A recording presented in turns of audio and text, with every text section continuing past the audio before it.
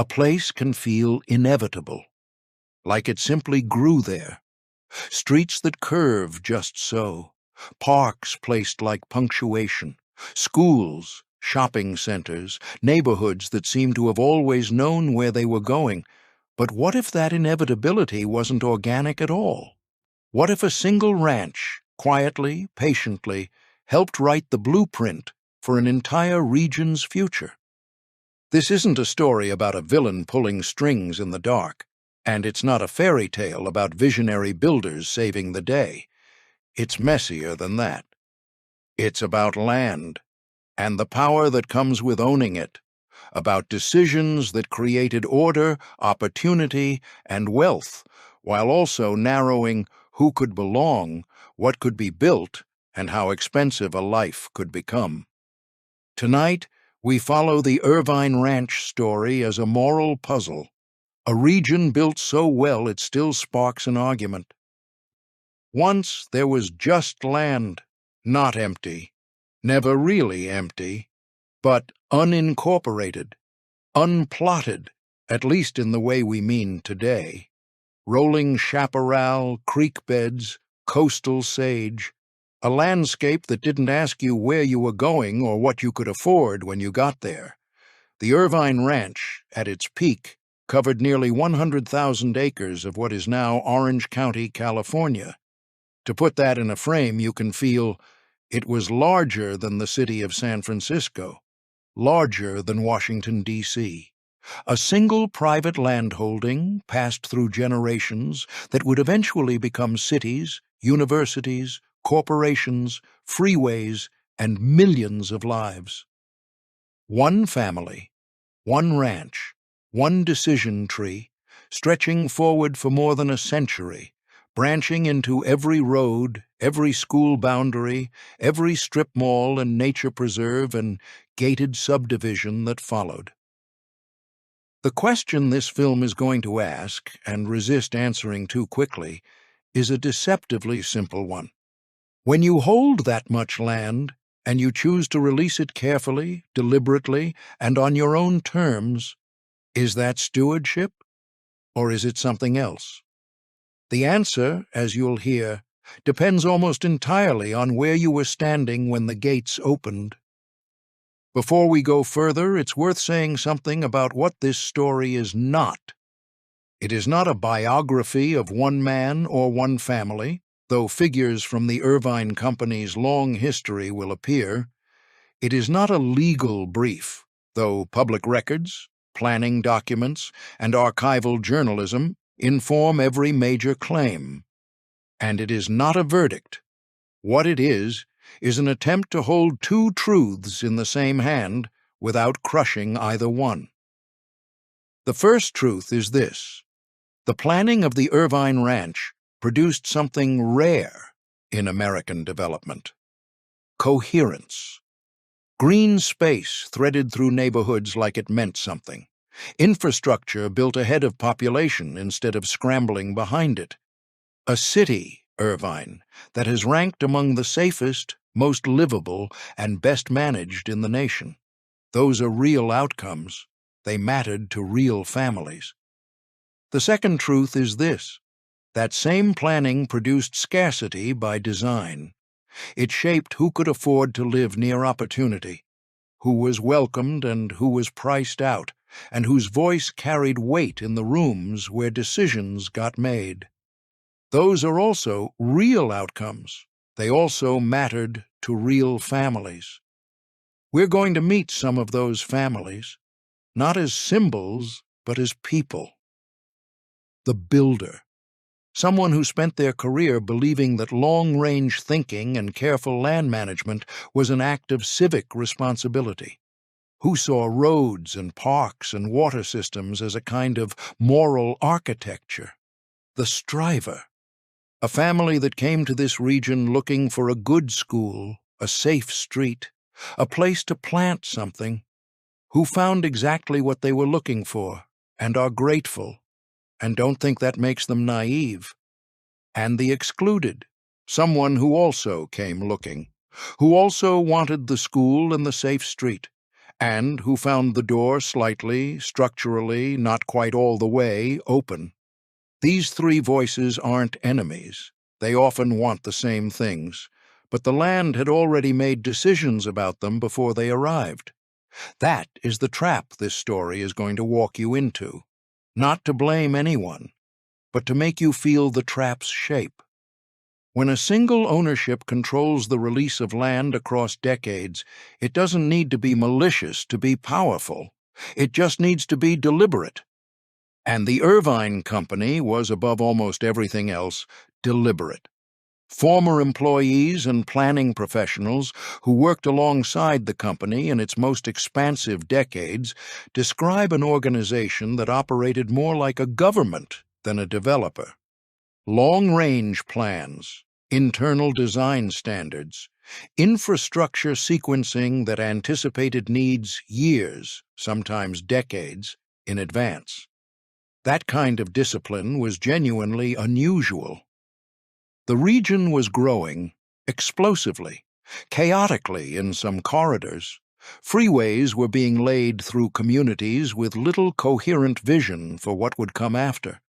Subdivisions were going up faster than water systems could support them. The language of planning in much of California at the time was reactive, patchwork, and often driven by whoever had political access at that particular moment. Against that backdrop, the Irvine Ranch represented something that planners, architects, and civic dreamers found almost intoxicating: the possibility of doing it right from the beginning. The University of California chose a site on Irvine land for what would become UC Irvine, opening in 1965.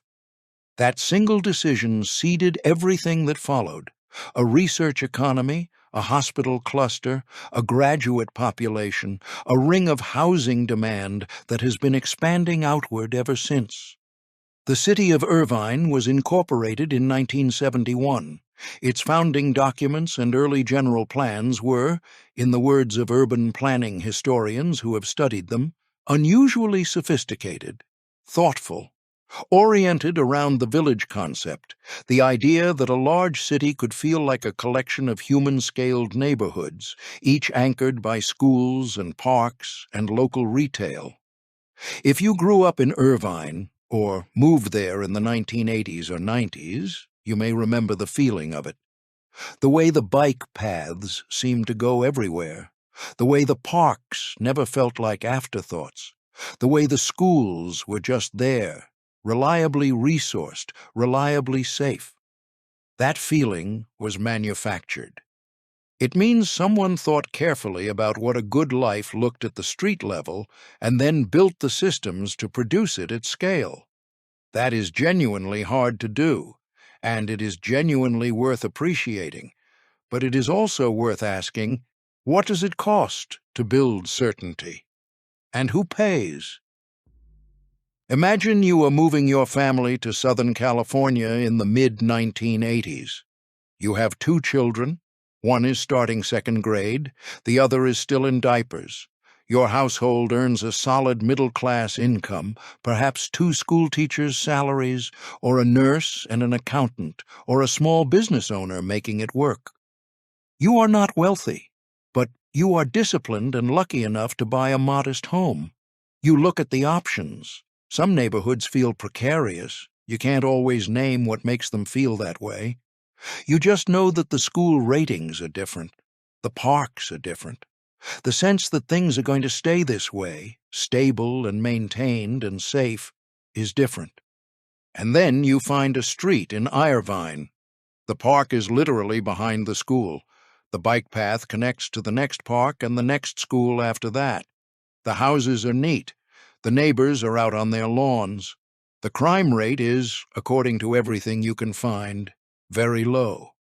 And you think, this is where I want my kids to grow up. Former residents who moved to Irvine during this era describe that moment in very consistent terms. Relief. Like a problem they had been carrying for years had been solved by someone who understood the problem deeply. That relief is real. It is not a marketing illusion. The parks existed, the schools were funded, the streets were safe.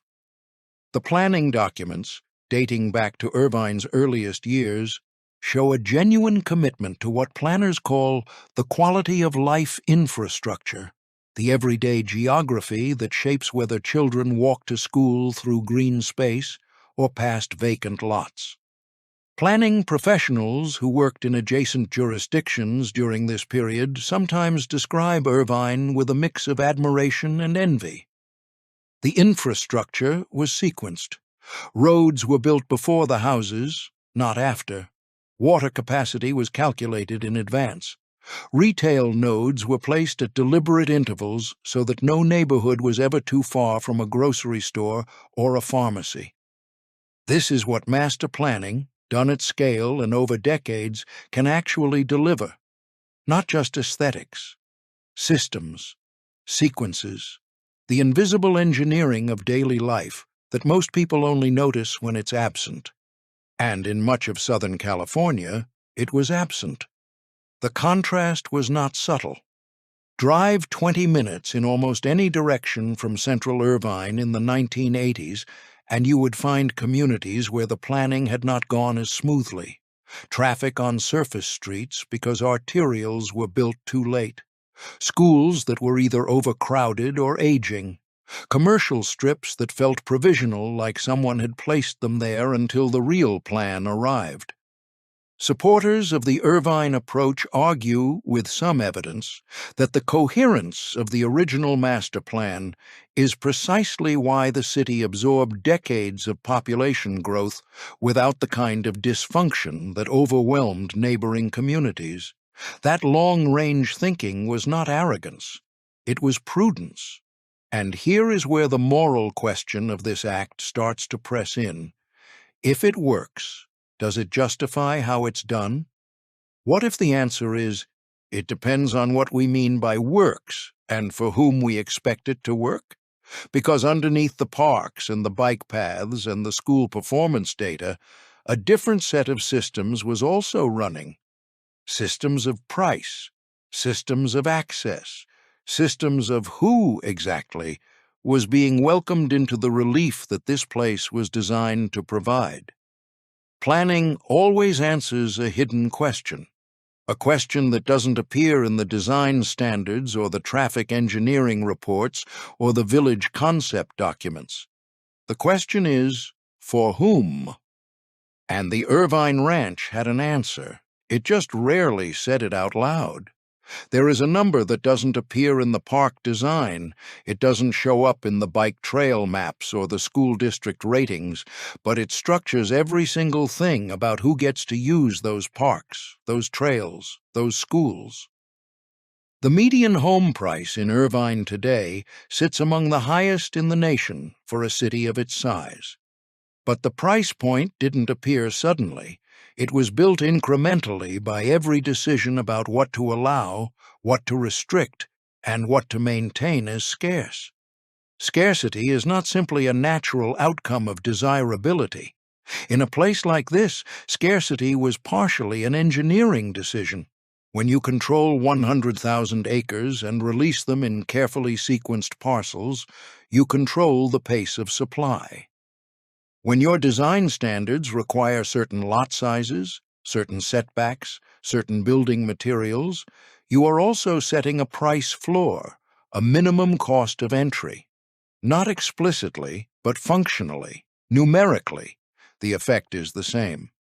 Housing economists who have studied land-constrained markets describe this dynamic in terms that are worth sitting with. They call it the price of quality. The more coherently a place is maintained, the more demand outpaces supply, the more the cost of entry rises to capture that quality premium.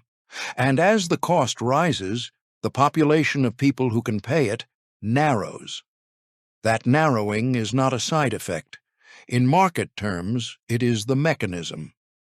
Records of public comment hearings in Irvine and adjacent communities during the 1980s and 90s show a recurring pattern. Residents appearing before planning commissions to support density restrictions, to oppose apartment conversions, to push back on mixed-income housing proposals, not out of malice, but out of the same instinct that drove them to buy in the first place, protection of the thing they had worked to afford. And who is in that room to push back? Who is arguing for the teacher who can't afford to live in the district where she teaches? Who is arguing for the hospital orderly whose shift starts at 5 in the morning and whose commute from Riverside takes an hour and 20 minutes each way? Those voices were in the room, too, sometimes, in the form of advocates and researchers and the occasional sympathetic commissioner. But the structure of participation, the structure of who had standing, who had time, who had a stake in the outcome that could be expressed in property values, tilted the conversation in one direction. Critics of the Irvine development model argue that this isn't simply a flaw in an otherwise good system. They argue it's integral to the system's logic, that the stability and quality and coherence that residents value depends, financially and politically, on limiting supply to maintain value, that the park behind the school is, in a very real sense, funded by the exclusion. Supporters counter that this is too simple, that quality schools and safe neighborhoods are public goods, that the family who stretched their budget to buy a modest home in Irvine is not responsible for the structural housing shortage that afflicts Southern California broadly, that blaming the city for regional failures misplaces the critique. Both of these arguments have merit, and the space between them is where most real people actually live, in their values and their mortgage payments and their complicated feelings about their own good fortune. But here is the human cost that neither argument can erase. A family, let's call them what they are, a Latino family from Santa Ana, both parents working, one in hospitality and one in construction, with 2 children in a school that is underfunded and overcrowded. They are 23 minutes by freeway from the Irvine school, where the test scores are 50 percentage points higher. 23 minutes and $100,000 of home equity they don't have. A young woman who grew up in Irvine, went to UC Irvine, works now in the biotech corridor that the master plan helped create, and cannot afford to rent a 1-bedroom apartment in the city where she went to school and now works. She commutes 45 minutes from a shared house in Anaheim, reversing a migration her parents made, and wonders what the plan was for her. A small business owner who opened a restaurant in a retail node that the master plan designated as neighborhood commercial. His lease has increased 60% in 8 years. His lunch crowd has gotten smaller as the demographics around him have shifted toward higher earners who eat somewhere else. He is not a symbol of displacement. He is a man who makes good food and worries about making rent. These aren't extreme cases. They are the statistical median of a certain experience of this region, and they walk past the same parks and past the same well-maintained medians that the families inside the plan walk past. The park is beautiful. The commute is brutal. Both things are true every morning. There is a kind of power that doesn't announce itself. It doesn't arrive in the form of a speech or a policy declaration or an election. It arrives in the form of a curb, a setback requirement, a sign ordinance, a landscaping standard that specifies the exact species of tree that may be planted in a commercial median. This is the power that shaped the Irvine Ranch at its most subtle and, in many ways, its most enduring level. The power of aesthetics as governance. Critics and scholars of built environments have a phrase for this. They call it the regulatory aesthetic.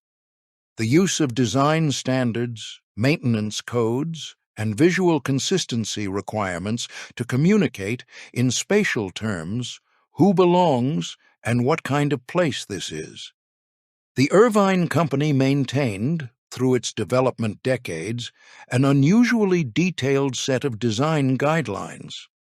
These were not secret. They were filed with planning departments, incorporated into development agreements, referenced in homeowners association documents across hundreds of neighborhoods. They specified things like the color palette of exterior facades, the permitted heights of fences and hedges, the frequency of landscape maintenance, and the standards by which it would be judged. Collectively, they add up to something more, a definition of normality, a visual grammar that communicates, to anyone who knows how to read it, the economic and social register of the place. And here is the uncomfortable truth about design standards at this level of detail. They work. People who live in communities governed by them report higher satisfaction. They feel safer. They feel more comfortable. They feel, and this word comes up repeatedly in surveys of planned community residents, like they belong. But belonging is a relational concept. You can only belong if someone else potentially does not. And the design language of a place like Irvine, reinforced through decades of consistent application, sends a signal. Not a sign on the door, but a signal nonetheless. One that some residents receive as welcome and others receive as conditional. A longtime resident of one of Irvine's original village neighborhoods describes the experience of her community this way. She moved there in the early 1980s as a young married woman with her husband. They were among the few families of color in the neighborhood at the time. The park was beautiful. The neighbors were polite. She never felt threatened, but she also never, not entirely, felt that the place had been made with her in mind. She still lives there. Her children went to excellent schools. She does not regret the choice, but she holds it with two hands. Gratitude in one, awareness in the other. That duality, that experience of something being genuinely good and quietly not quite yours, is one of the most honest ways to describe what aesthetic governance feels like from inside. Contrast that with the experience of a young renter, recent arrival, who found an apartment in Irvine after years of saving. She described the first month as disorienting, not unwelcoming exactly, more like arriving at a party where everyone else had been there for years and understood the unspoken rules. The rules about noise and parking and when to put the bins out.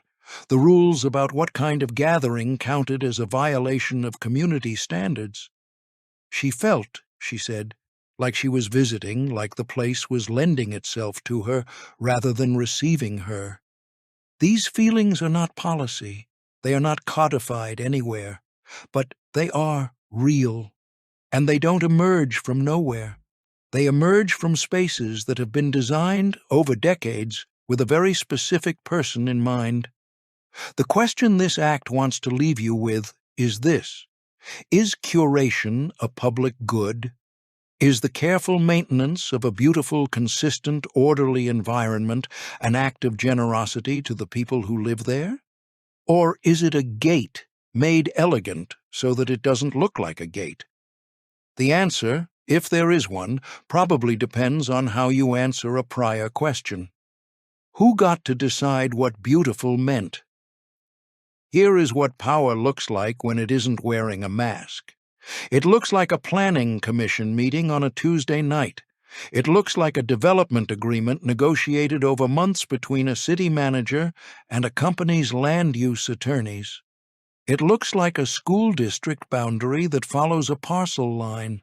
It looks like a traffic impact fee schedule and a water capacity reservation and a recorded covenant that runs with the land. None of these things are secret. They are filed in city halls and county recorders' offices and the archives of regional planning bodies. Anyone can read them. But here is the practical reality of distributed power at the scale of a regional land development. The agreements are complex. The precedents require expertise. The negotiations happen between parties who have spent careers learning the rules of a game that most residents encounter only when the outcome has already been decided. Former city officials who have worked alongside major land developers in Southern California describe a dynamic that is less conspiracy than choreography. Cities need tax base. They need infrastructure investment. They need employers and retail and the kind of development that generates the general fund revenue that pays for parks and police and libraries. A large developer who controls the timing and type of land release holds something valuable. Not leverage exactly, but alignment.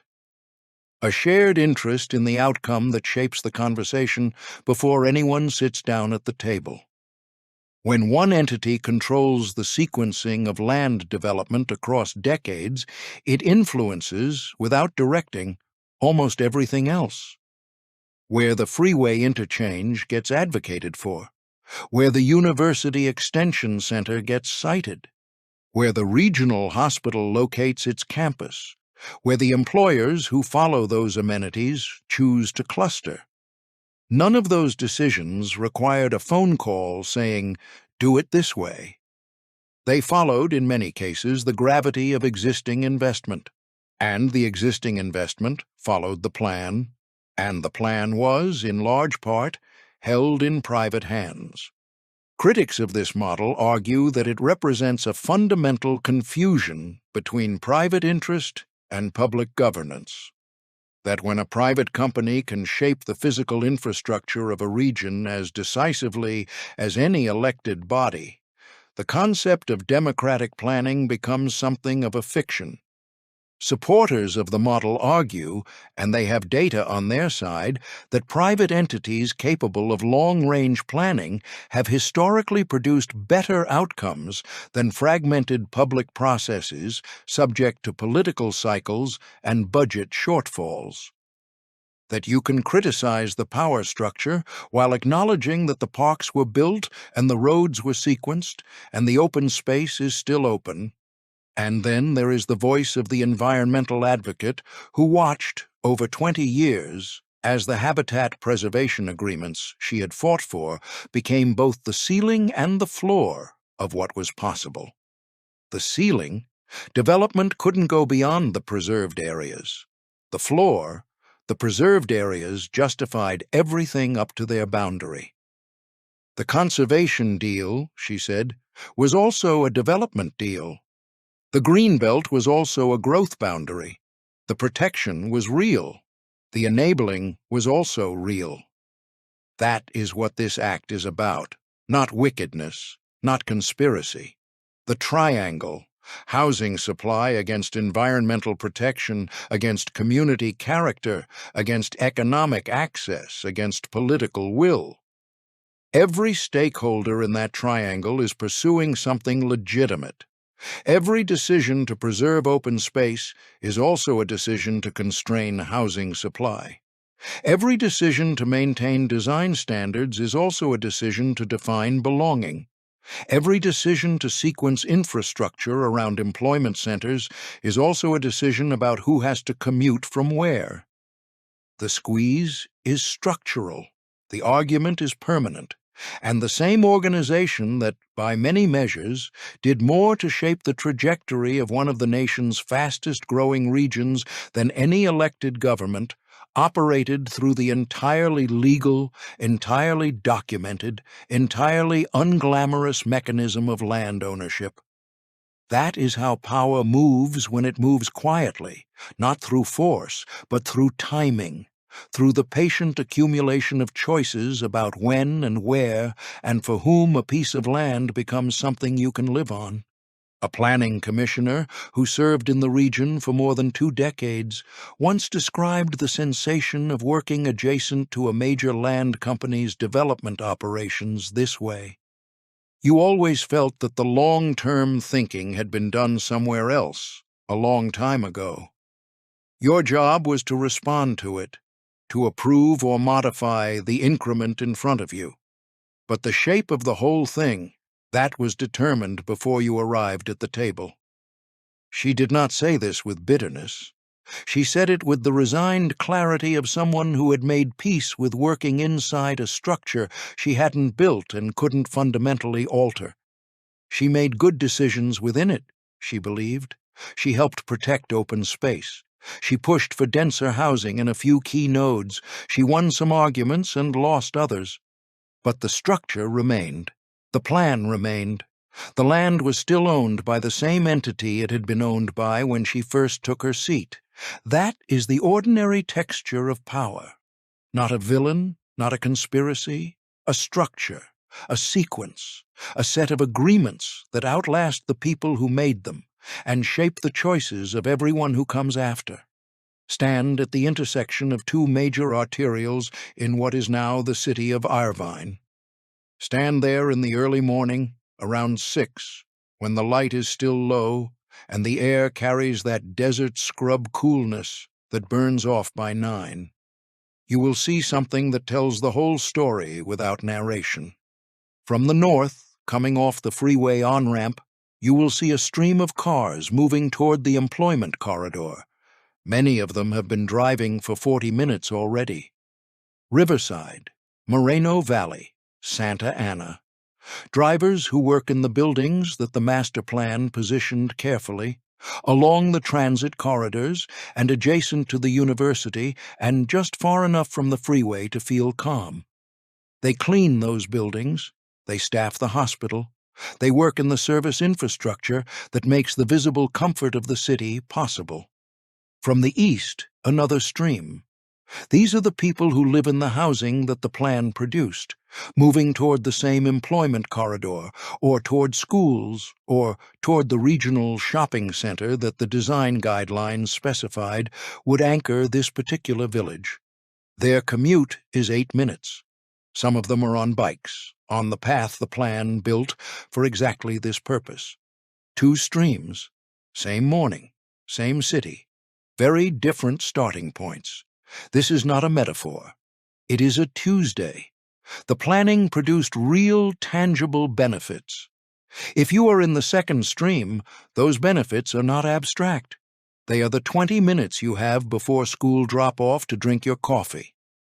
They are the park your kids walked through on the way to school. They are the emergency response time that is, by measured data, among the lowest in the state. They are the air quality that reflects proximity to preserved open space rather than industrial corridors. These are good things. They are worth having. They are worth fighting to keep. The planning produced real, tangible exclusion. If you are in the first stream, that exclusion is also not abstract. It is the alarm that goes off at 4:45. It is the calculation, made years ago, when you tried to price a home near where you work and found the math didn't close. It is the school your child attends, which is not bad, but which is not the school on the other side of the line. It is the creeping awareness that the region you help sustain, by cleaning it and serving it and building it, was not designed with your daily life as the organizing assumption. Both of these things are true at the same time, in the same city, in the same morning. The urban planner, who helped develop some of the early residential villages, describes a conversation she had, late in her career, with a community organizer from Santa Ana who had spent years working on housing access issues in the region. They were not adversaries. They agreed on the facts. They disagreed on what the facts meant. She argued that the planning had expanded the range of good outcomes available in the region, that without it, the chaos of unguided growth would have produced worse outcomes for more people, that the baseline you have to compare against is not perfection. It is the actual historical alternative.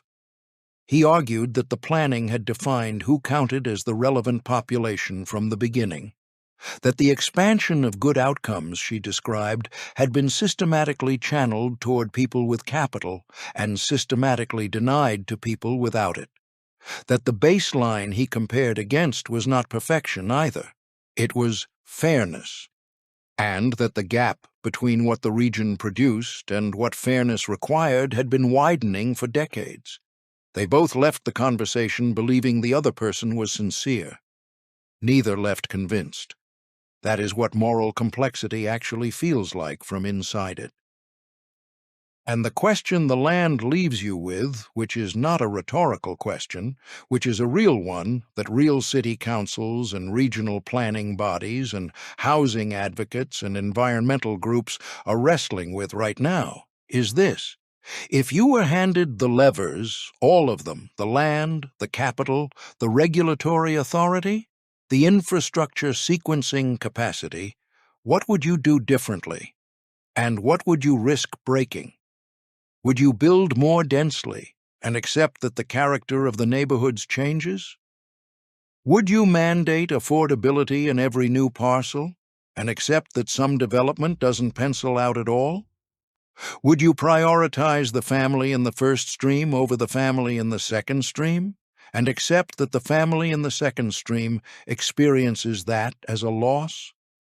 These are not easy questions. They are the questions that the landscape itself is asking, in the language of traffic patterns and school boundaries and lease rates and commute times.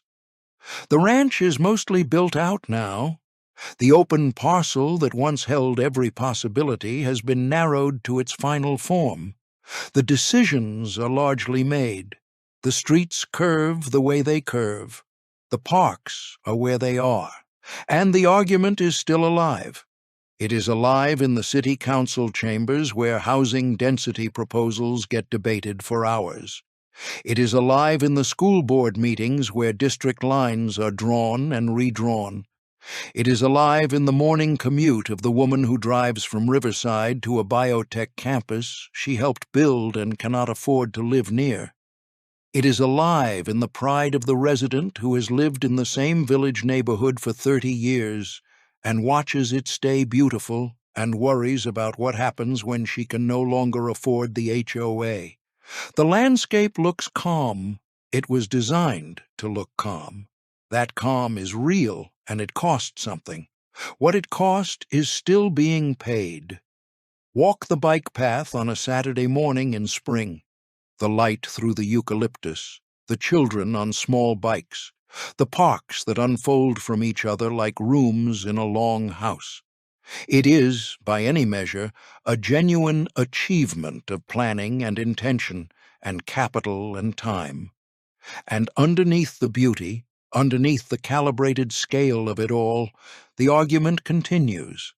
The question of who a place is for, the question of what we owe each other when we build together, the question of whether order and justice can share the same zip code. The ranch made a region, the region made an argument, and the argument, like the land that started it, is not finished yet.